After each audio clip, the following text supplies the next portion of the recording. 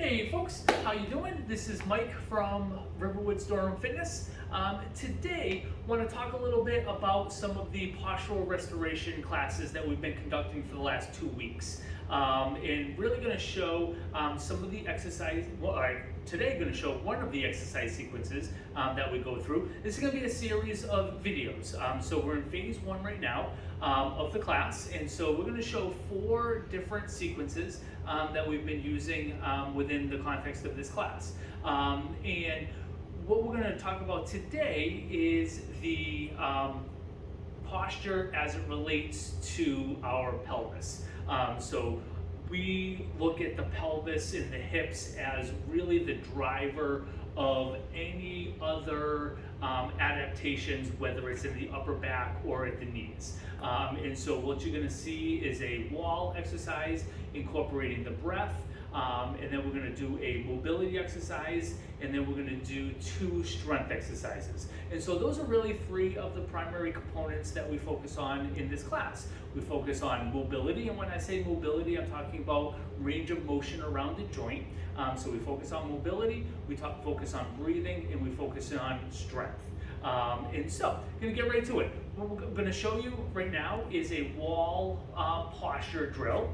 So, coming over to the wall gives us a good feedback to get the low back on the wall, to really set the pelvic position to make sure that the low back is on the wall. So, with your 4 fingers right at the front of your pelvis and your thumbs in the back, you're going to perform some pelvic tilts. So bringing your front of your pelvis down, that would be an anterior tilt, and then a posterior tilt. So going into an anterior tilt and then a posterior tilt.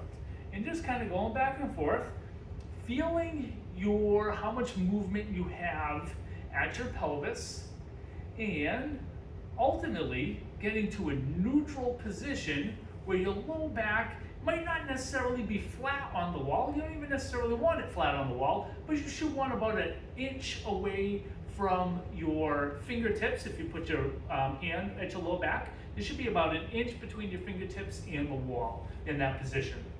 So I'm going to hold that position there. That also is going to help you to get your rib cage tucked.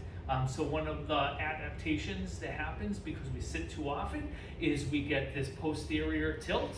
Anterior tilt, where the front of the pelvis is down too far, and we end up with flared ribs. So we're trying to get the pelvis to neutral, and that's going to lead automatically to the rib cage becoming tucked. From here, you're just going to try to drive your head back to the wall and hold here. This is the first part, getting into this position. Now we're going to incorporate the breath.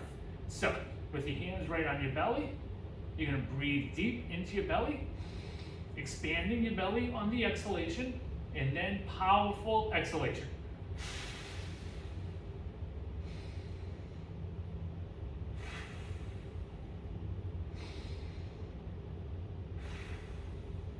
So on your exhalation, you're trying to blow out a candle that's about 5 feet in front of you. So that is the wall posture drill incorporating the breathing. And then that's going to help you to just stand taller.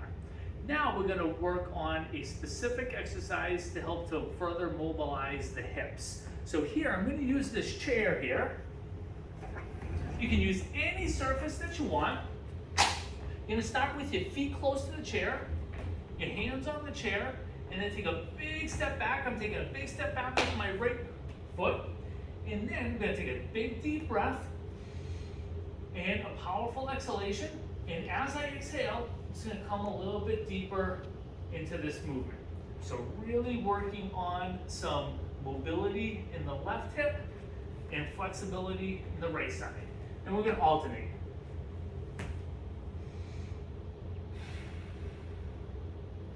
I'll show one more each side.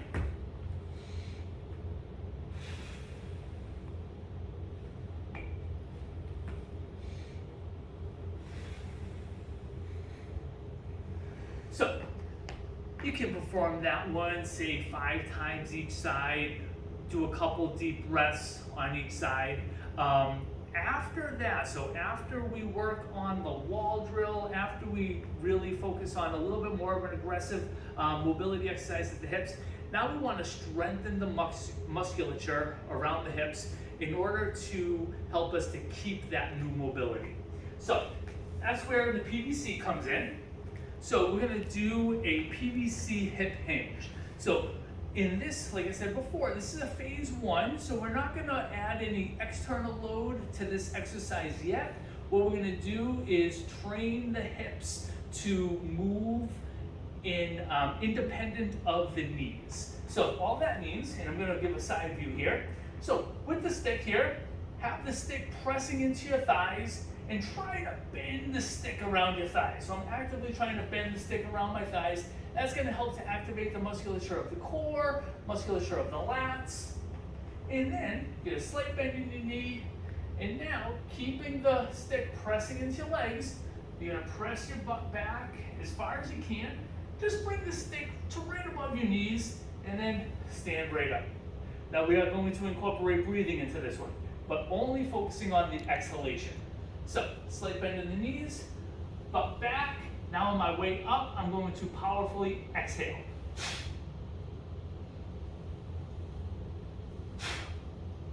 The inhalation happens automatically. In order to really get the direction of the hips, focus on closing the car door that's behind you with your butt. So you're just pressing your butt right back. You want to make sure that you're not bending your knees too much on that one. So that's a great posterior chain, glutes, hamstrings exercise, and that will help you to maintain the mobility that we're working on the two mobility exercises. The last one I'm going to show you, also a glute and hamstring exercise.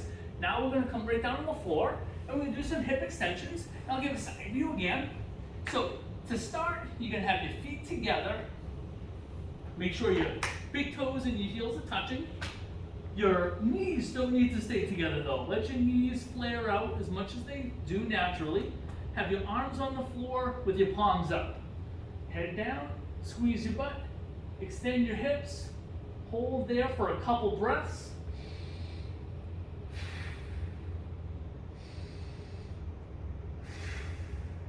And lower. And you can tap your butt right down and then go right into the next rep. Again, get nice and tight.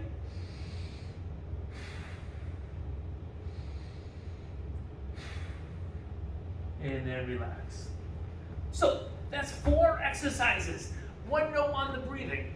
The breathing within these exercises is really important, making sure that you're able to take deep, deep breaths, especially on the mobility exercises. You don't want to go to a mobility that you can't breathe. You don't want to go to a body position that you can't breathe in. So we want to make sure that when we go to some of these end range movements, end range of motions, that you are able to take good deep breaths in those positions. So really focusing on those good deep breaths. That's it for this sequence. Hope you like it, and check out the next one coming up soon.